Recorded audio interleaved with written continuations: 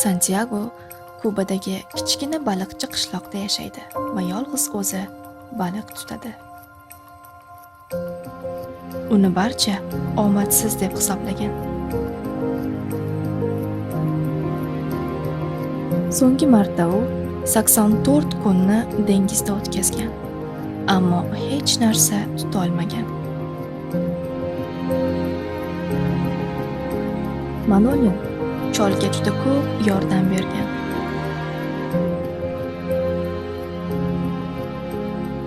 Ular baliq ovi hamda taniqli beysbol o'yinchilari haqida juda ko'p suhbatlashishadi.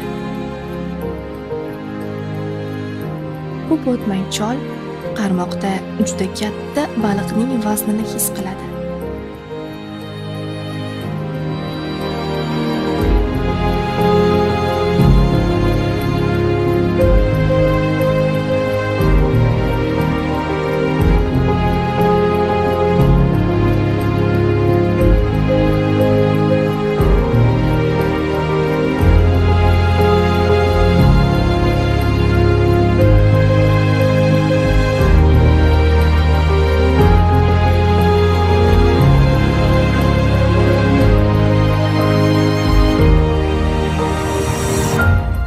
Baliqchilar bahaybat baliq qoldiqlaridan hayratda qolishadi.